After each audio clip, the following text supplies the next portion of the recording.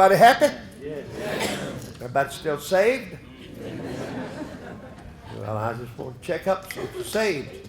You repented of your sins, been baptized in the name of the Lord Jesus, filled with the Holy Spirit. Anybody here ever spoke in tongues? Do you still speak in tongues? Prayer language. I believe it was Sister Tenney spoke about that yesterday. It's wonderful. Now, let's get back to our subject. Now, there was something in the program about marriage. Let me tell you about marriage.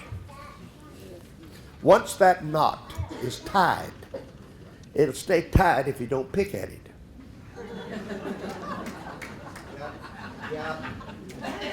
Now, isn't that good advice? And if you keep up your courtship, you'll keep your marriage out of court. Isn't that good advice? I told you men that if you keep your mouth shut and your wallet open, you can stay married a long, long time to the same woman. I've been married to my wonderful wife for 60 years. And someone said, well, how'd you do that? Love? No. I'm not through yet. But love is an emotion. It can be up one day and down the next. One day you feel like you could eat her up. Next day you wish you had her. But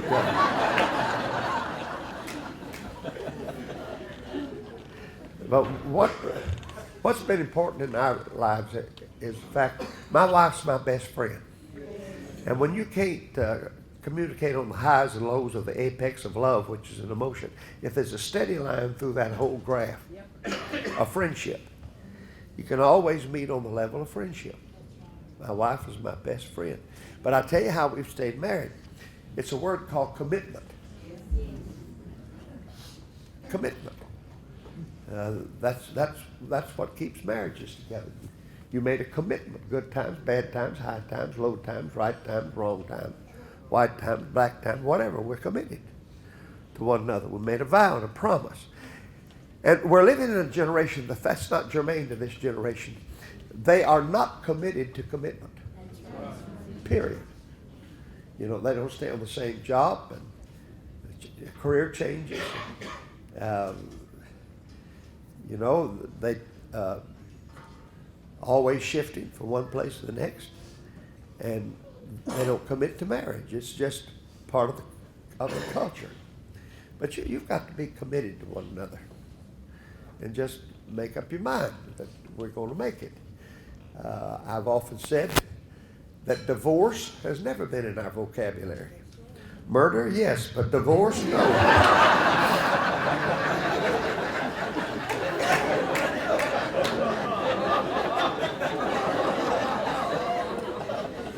You know, just commitment.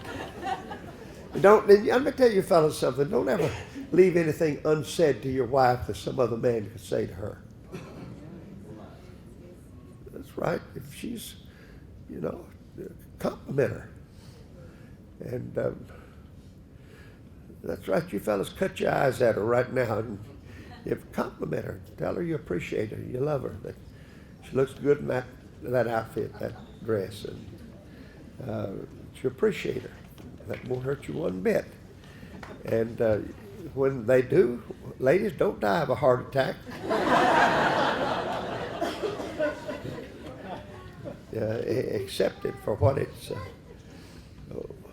One man in counseling, the counselor asked the wife, said, "What's the problem?"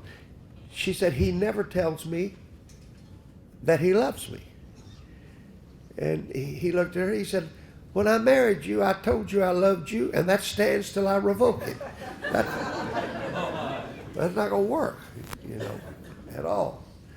So there's a lot of things I could say, but you have to have marriage maintenance.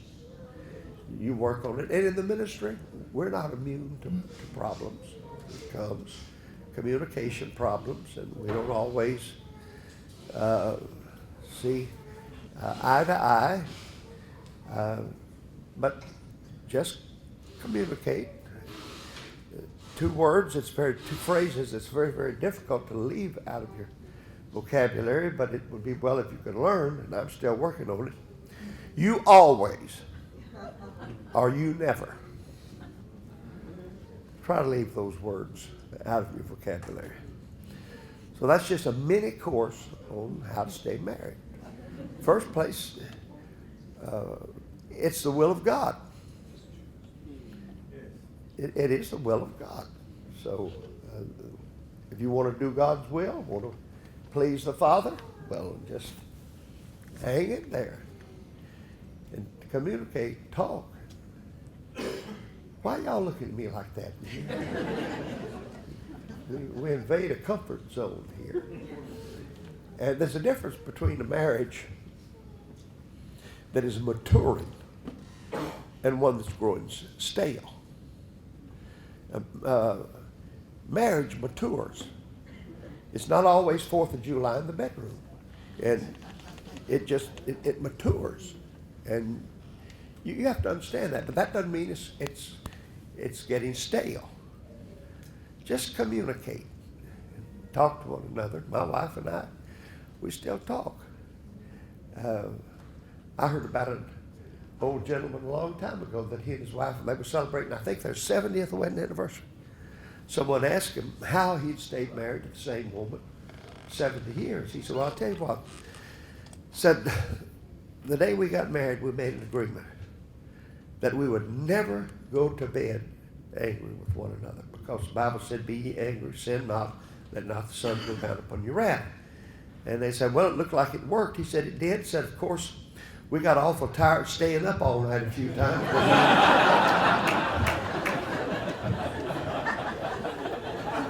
We didn't go to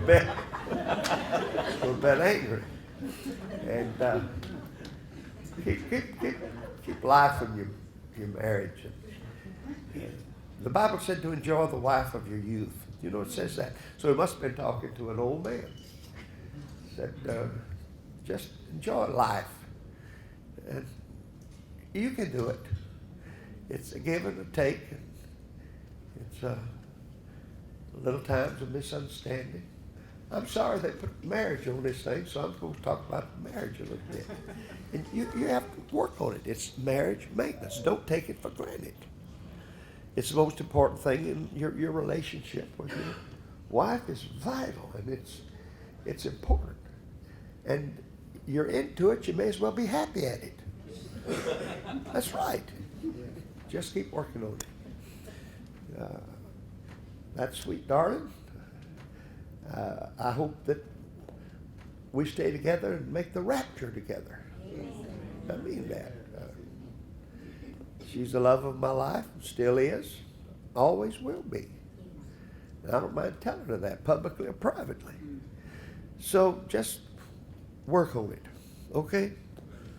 And one woman told her superintendent, said, my husband's got a problem. Superintendent said, what is it? Said he's got a mistress. What? Said, yeah, it's his church.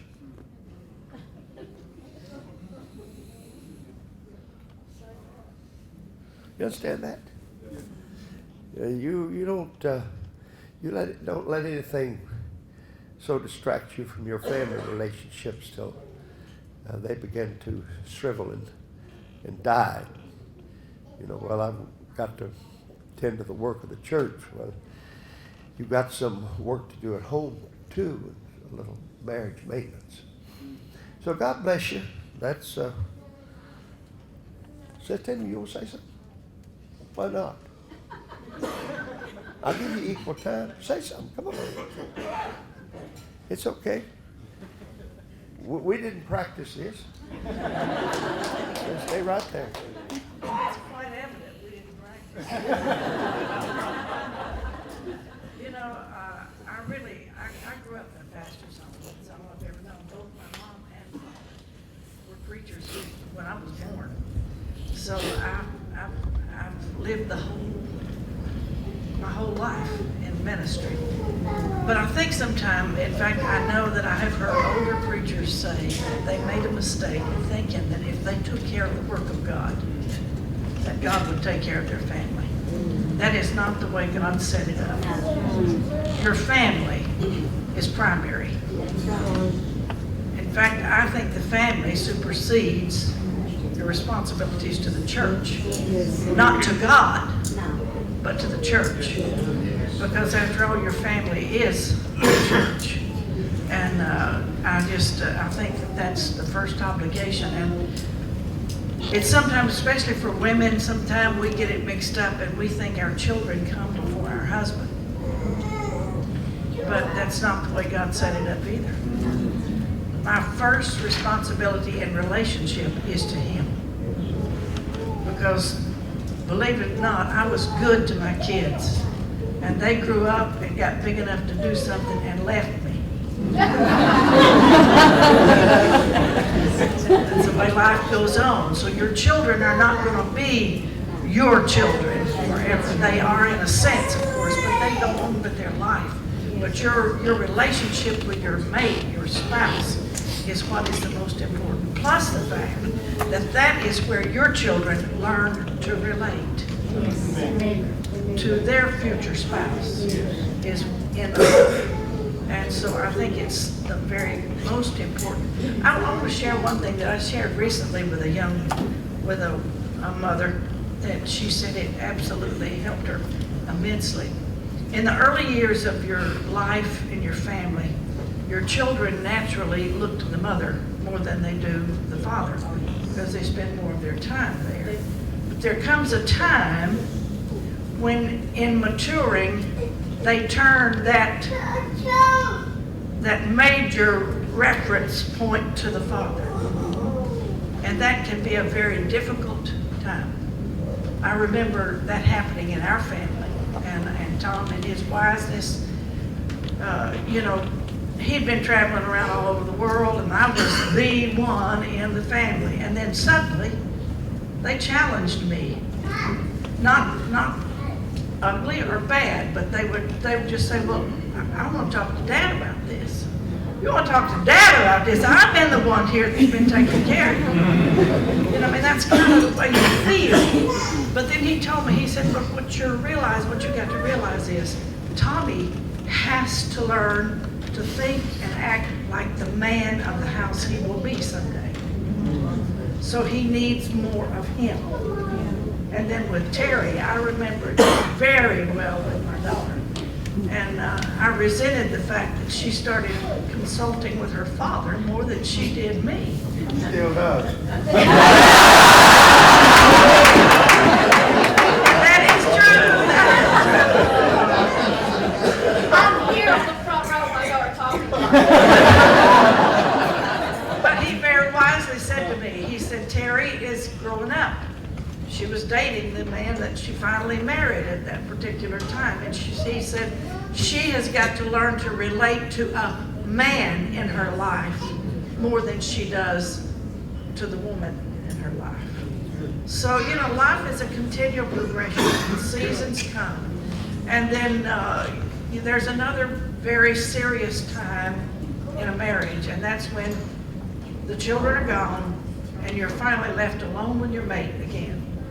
You better hope that you have maintained a good relationship.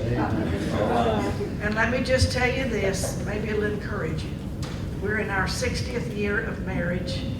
We have lived a long life. We're getting on up in years. We've served in many capacities. But these are the best years of our life. We are enjoying these years more than we have ever enjoyed others. So if you can make it to almost 80 in 60 years, it's going to get better.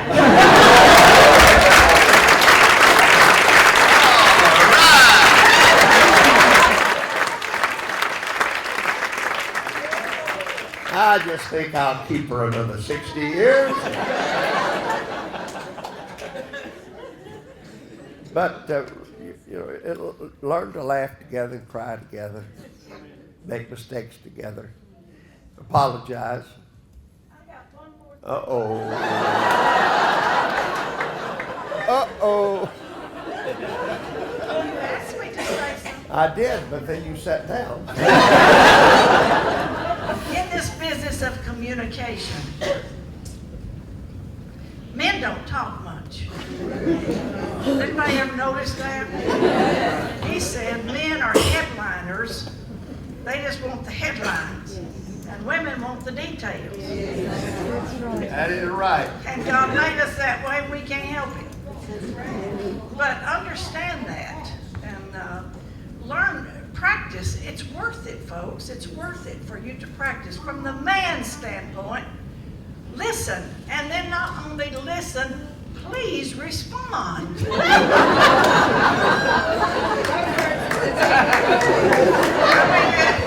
you don't do any more than say, I will tell you that is going to put contention in our family, in between us. I mean, he can speak for hours before thousands of people. And then I tell him something.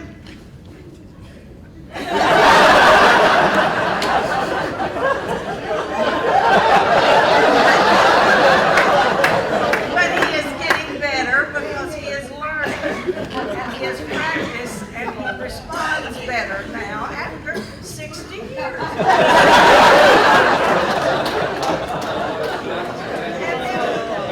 Let me tell you he gave me another great revelation one time, and it helped me. We'd been married over 25 years when he told me this.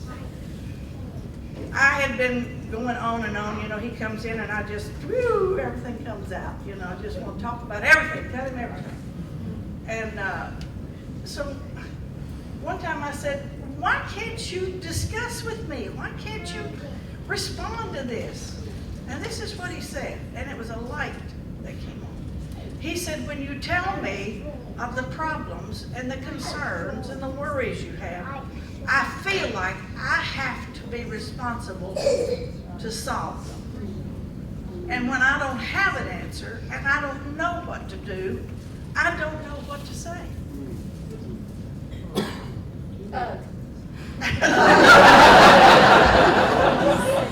So then from my perspective, I never had crossed my mind that he thought he had to solve all that. I just wanted to tell him about it. And so it was a great revelation. And I said, I don't expect you to give me the real answer to it. Just respond that you heard me. And, and that's such a simple thing. But those kind of things, that made a major difference in how, now then, I have learned. And ladies, listen to this. When you've got an idea, when you've got something you want to say, just say it. 3 days later, he will recognize. Seriously, that is funny and that sounds really crazy, but I have learned that if I give him time, that ultimately he probably will mention it again. So, it takes give and take on both sides. I don't know if that's, we just exposed our whole You know what? We're all human beings, male and female, and we're all struggling to become. So maybe it'll help you. We're still together, so take encouragement.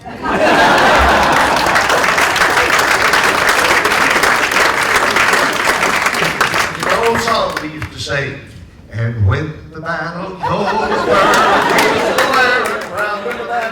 We shall wear a crown. Yes, so we shall wear a crown. That's right, fellas. Hang in there. Oh, Lord. Life. You just got to live this thing called life. And you don't win them all. You really don't. And unfortunately, very unfortunately, some marriages don't work out. And no need to get into the blame game. Some things you just have to accept and pick up the pieces and go, well, it'll happen in your family, it'll happen with your kids. And you'll say, well, where have I failed? Well, we're all free moral agents, and every one of us are victims of our own choice, and that includes your kids and mine. You can't live life for them. And you can't be responsible for what somebody else did. And you can't, no need to blame yourself. It happens to the very best. I had a man tell me one time, these kids that failed God, he said, I'm just going to quit the ministry. He said, I'm going to serve God, but I'm getting out of the ministry. He said, I failed. Look at what my kids have done. I said, you know, God only had 2 kids in the garden, and they blew it. But he didn't quit being God. And I don't notice that he blamed himself. He gave them a good environment, good teaching. They made the wrong choices. And he could have blamed himself. But if it happened to God, you know, it could happen to me or to you. And we just pick up the pieces and go on and keep loving and trying and behaving. So I hope this helped you a little bit. But just somebody said, I'm struggling. Well, thank God. That's a sign of life. When you quit struggling, you're dead. So just hang in and hang on, and we're all gonna make it. The sun's gonna rise, birds gonna sing after a while, and it's good times are coming. Okay, is this all right? Just a little advice about, especially in the ministry. Years and years and years ago, I hadn't seen this lately, but a man who was a commentator in the United States, and this has probably been 40 years ago, he was asked what's the most difficult position in American life. He said the most difficult, and I don't know why he said it, he said, is to be a pastor's wife. I wish I could have gotten to him and asked him why, but he said it was one of the most stressful positions, was to be a pastor's wife. And I've thought about that a lot of times since then. So God bless you, wonderful ladies, that you have to live with that man, and he has to live with all their problems, and you have to live with the problems and live with him. And there's this stress that goes with it, but we're going to make it. We're God's children. Bless you for it. Let's get back to motives. Motives of the leader and motives of those that serve leaders. And I talked to you about Moses, how he chose his 70, and how they wrecked the system and ended up in a bunch of straitjackets of legalism. And I talked to you about David when they came to him, the cave of Adullam. There's 2 different things there, but the principles were the same. One I read from Chronicles, and the other's from the 22nd chapter of 1 Samuel, I believe. But principles are the same. Kind of people that come to you that you got to try to help. You didn't choose them, they just came. But you just take what you get. You don't get to get out there and say, I want this one and not that one. Whosoever will, what? Let them come, drink of the waters of life freely. And it's not easy. Making disciples of people today. He didn't tell us to make carbon copies of what we were, but to make disciples, to be like Jesus. And when you study Jesus and his accessibility to people, how he loved people, and he had to send 12 men to get lunch for 13 because they were so prejudiced. He knew when that Samaritan woman came to the well that they'd give her the cold shoulder. So he had to send them on a little errand so that he could talk to her. He was very open to people. Those that agreed with him, those that didn't. Right on the cross, the thief. You notice that when he died like this. One man on one side accepted him, man on the other side rejected him. But he opened his arm to them equally. He's an equal opportunity employer. He opens his arms to the acceptors and the rejectors. That's the spirit of Jesus. And you can have contact without compromise. Jesus had contact with a lot of people, but that didn't mean he compromised his position as being the Son of God, being a holy man of God. You remember Eli? Eli was in the prophetic, but he got outside of the tabernacle. His sons took over, and then his sons got out of shape, and he got out of shape. He really did. He died a fat man like me, but he was out of shape. Well, I don't know. My doctor told me, said, you need to get in shape. I said, round is the shape, isn't it? He said, I never thought about that. Well, I said, think about it. I'm in shape. Last time he ever told me that. That's true. I told him something. He said he'd never thought about that. So that shut him up. But, and then his sons got out of order. And then they got out of control. And he was out of authority. They produced an Ichabod. And when you lose the power of the prophetic, that's what happened. You got to keep the power of prophetic in leadership. And that's when Samuel came along and the prophetic power came on him. And the Bible said they didn't, notice this, not one word of Samuel fell to the ground. God never scored him for anything. He was a good man. And his boys didn't do right. They didn't succeed him. But he was a good man. You see, people lose their fear of God when they lose their fear of the prophetic. You've got to have the prophetic in the church, not the pathetic. We got enough of that. But you got to have the prophetic movie in the church. Now, this business of transition, there are three types of men among us today. The traditionalists, and then the transitory, those that are transitioning, the transitional men, then the futurist.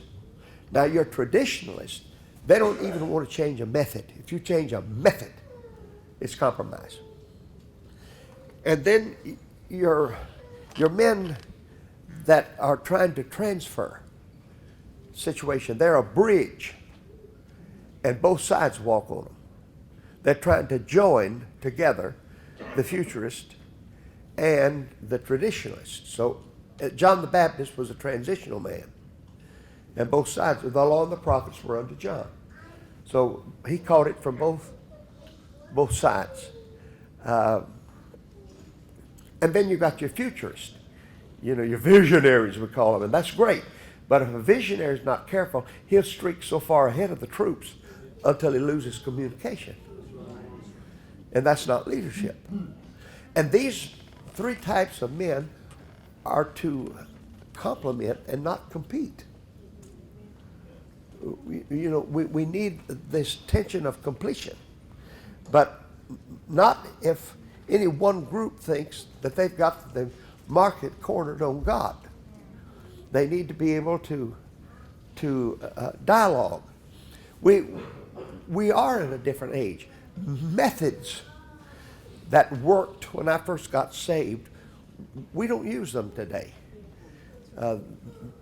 Teaching methods even. The visuals. Music is not the same. And Brother Tenney, you like all this new music? No, but I'm not supposed to. You're signatured by music by age 14 or 15, whatever was music then. I've said it now. That's my kind of music. A lot of it's cultural. I had a woman, a camp meeting one time. The young people were a little bouncy with their music, and they had lights. And they couldn't get the real holy smoke, so they manufactured some. And I said, look, I'm going to put up with a whole lot of you, but you're going to put up with a little bit of me. A woman came, and boy, she was infuriated. Well, that wasn't my style, if you want to call it that. I said, I want to ask you something. If this style of music and worship and the singing that they do, if that would help bring your grandson to God, if he could identify with that enough to come to God, what would you say? She said, well, I guess it'd be all right. I said, well, live with it. I said, you and I don't identify with this. It's not our culture. It's not where we came from. And, we'll keep it within reason. But the young people today are victims of their culture, just like we're victims of our culture. And they can't help it. They were born in an era of social media. I wasn't born in that era of social media. They've never known what it was not to be in a computer age. Young people today can't even fathom that there was ever a time when there wasn't cell phones. You know where I came from? I used to stand on a stool, and we had the old crank phone. And you cranked, and a woman came on and said, "Central," and our number was 119, 2 shorts and 1 long. Y'all don't even know what I'm talking about. They had 2 buzz, buzz, and then buzz, and then we answered the phone. It was a party line. And you could hear everybody, there was 10 of us, I think. Everybody picked up to hear what was going on. Wasn't no secret. Well, we've come a long way, baby. We've come a long way. Well, they even some of y'all laugh at that, but that was, when I was just a kid, that was life. Things have changed. And we don't compromise the message. I think Brother Chad mentioned this. We used to have a detergent in the States called Does, D-U-Z. And their motto was, does everything. And finally, they've sold for years. It was a leading. Finally, they came along and they put it in a new package. It didn't look like it had always looked. And what they said was, we could not improve the product, so we improved the package.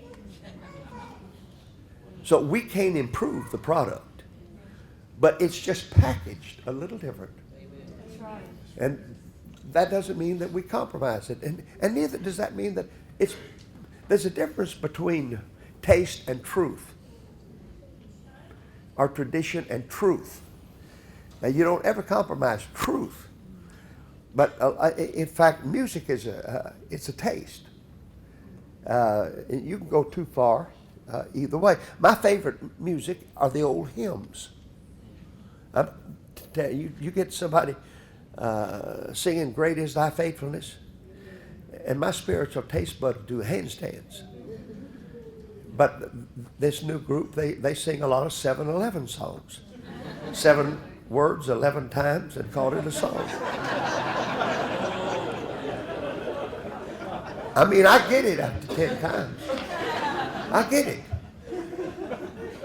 But if it takes 20 times for them to get it, just so they get it. But I've got to admit, a lot of that's just taste. And as long as it's truth, and as long as they're glorifying God, well, that's what's important. But we're living in a day of transition. And even pastors have to come to a place of transition, of knowing when to turn loose. Unfortunately, in the States and my positions, I've had to walk many preachers through transition. And knowing, and I've seen men build great churches and then stay too long until they went down and they began to fight to hold on, and the first thing you know, church just went down. You have to prepare. There's an old adage, success without a successor is failure. You need to start planning for a successor. It's like running. We have relay races in the States. Maybe you have them here, where they carry a baton and one man runs so far and he hands the baton off. Well, the man in front, he reaches behind and they run for a while together. But the man behind has to know when to turn loose, and the man in front has to know when to take hold, or you can drop it. The most crucial time is the handoff time. Knowing when to turn loose. The front man can grab too quickly, or the last man can refuse to turn loose or hold on and drop the whole thing, and they can lose the race. So it is important to know when, and that's not easy. I've had to step down from several positions. The last position, 27 years. I've been in I'm the senior member on the general board of our church as far as times. I've been a member 44 years. But in that 44 years, I've had to turn loose of several positions. Well, did the next man do it like you? No, he didn't do it like I did. But you know what? The work of God went on. I had a man that had been pastor of his church. Well, he's still living, but he's up in his 80s, and he's been there 60 years now, and his son's been there probably 20 years. Good man, dear friend, one of my dearest friends, but he's going to turn the church over to his son. Transition. I'm talking about transition. And that's fine. But he and his son, after a while, they didn't see things eye to eye. And that's when I got involved. And I was friends to both of them. And I really saw both sides of it. The young man was moving a little too fast. His dad was interpreting it as compromise. I didn't see it as compromise, just doing it a different way. But his dad told me, can you believe he said, I'll tell you what I'm going to do. He said, I'm going to take, he had a big church. He said, I'm going to take about 100 of these folks that's with me, and we're going across town. We're going to start a new church, split his own church. I said, you're not going to do any such thing. I said, I want to ask you a question. If you died tomorrow, who'd be pastor of this church? Well, he said he would. I said, die.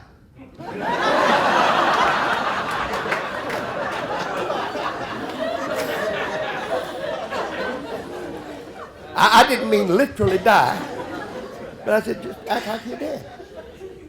Because it's going to be his anyhow, one way or the other.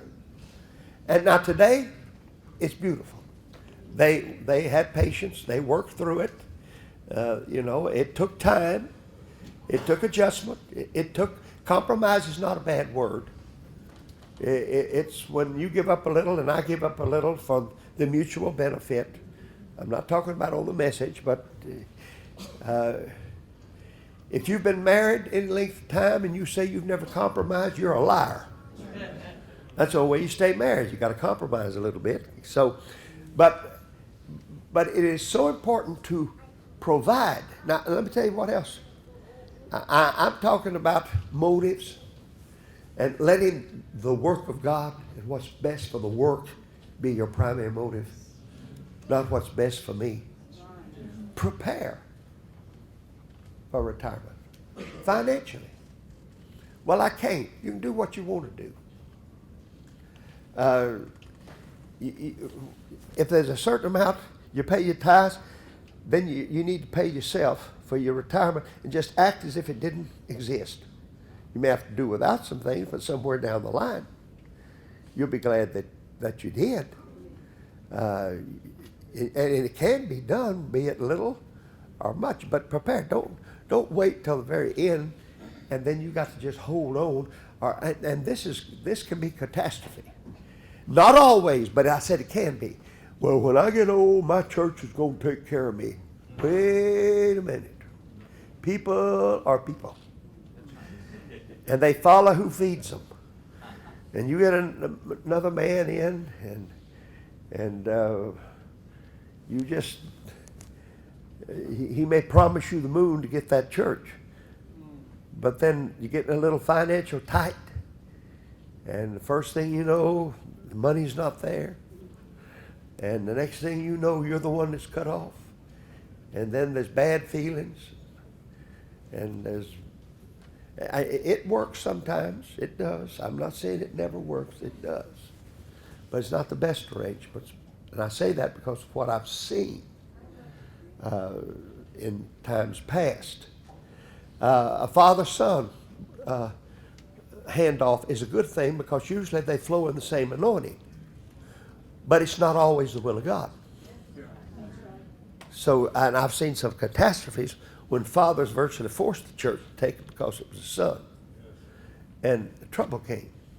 Now, you heard me say that if it works, it's the best thing because they flow in the same anointing. But only if that's the will of God. Have I made that plain? Because that's all that's really important. So, in transition, it is vital that you provide for it and think about it. And know when to turn loose. And you younger ones here, you got to know when, and don't be grabbing. And you respect. One of the most tragic things in the Bible is the little scripture about Gideon, all the years he served them, but the Bible said when he died, let me paraphrase it, they forgot his family. They forgot his wife and his kids and mistreated them. Don't you ever do that. Don't you ever do that. You honor the man of God, and you honor his family when he's gone, and his wife. Even if they don't do exactly like you think they ought to do, you honor their years of service. Why should I do that? I'll give you a very good reason. Be not deceived, God is not mocked. For whatsoever a man soweth, that shall he also reap. It will come home to bless you or to haunt you. I prepared a young man to take my place. He was with me 8 years. When I got ready to step aside, he took over. And he's done great.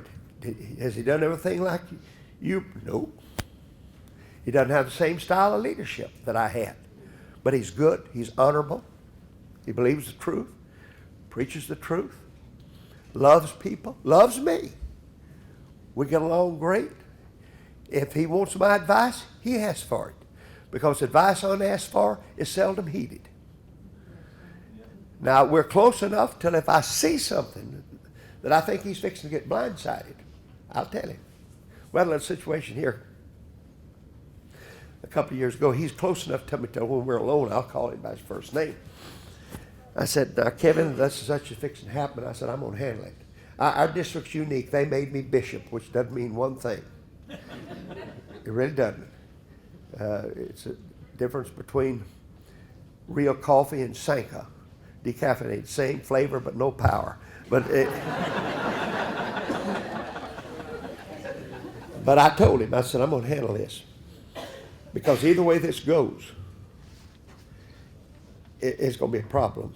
And they don't vote on me after 2 years. And I said, they respect me enough till there's nothing they can do with me anyhow. So just let me handle it. And I did. I handled the situation. We came through it, and it was a squally time. And when we got ready for the final decision, I called him in. I said, okay, our superintendent's coming. And he'll handle this now. But it wasn't until I was sure that he'd come out clean and undirtied, and if anybody was dirty, it'd be me. Because I wanted to protect him. You got to learn to act redemptively, even if it means you're criticized. So you bring somebody in, you train them, you love them, but you understand they're not going to do everything like you do. And if you trust them enough, and I had another father-son relationship. He told me it's a perfect will of God. And his son was there 20 years. After his son was there 20 years, the old man decided he's going to take over again. And he was one of my best friends, the old man was. I mean, one of my best friends. And I went in and I called him by name. I said, did you tell me God spoke to you? And it was his will for this boy to take the church. 20 years. Yep. I said, what's changed? And from that day to the day he died, he walked with me no more. Because we had been great friends, but I had to tell him the truth. That in this case, at his age, he was way up in his 70s. And tore that church to pieces. Because he decided he'd go step back in and take over. And the people loved him. He was like a father to them. And now that they're divided loyalties, he told us that it was his will for this boy to be our pastor, and he's been here 20 years. And now all of a sudden, it's not, how does it affect the flock? Not how does it affect you? How does it affect the people? That's the important thing.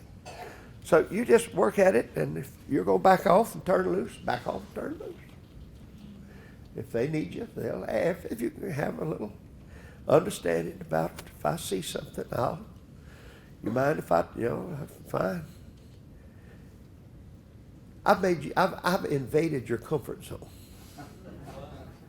I know that, but I'm telling you some things that somebody that loves you needs to tell you. That the time's going to come when you can't cut the mustard anymore.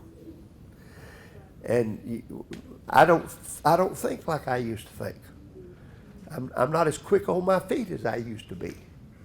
I don't have the strength that I used to have. I don't even think on the same wavelength that this squad of moderns. And I'm not criticizing them. I don't like everything they do. They don't like everything I do. But I know, here's the thing. I can go out of here with my rifle cocked and a pistol in my sock firing from both hips because they're not doing it. Or I can keep my influence and at least lean on them. But if I break all communication, then I can't even lean on them. And then they're footloose and fancy free, and God only knows what'll happen. But as long as I can have a voice and an influence, we've had some, in the United States, we've had some fellas that I love, some young men that left us. They got pushed out of shape over one thing or another. They didn't sin, they didn't commit adultery on the communion table, but they just, something happened in their particular place. And some of them, in my opinion, went astray. I may talk about that tomorrow, core values. Y'all just not catching on something? What's going on out there? Oh, yeah, Mom, it's time. It's lunchtime. That's what's wrong with y'all. Well, you said 12:30. Isn't it 12:30? That's time to quit, isn't it? Okay, I quit. God bless you.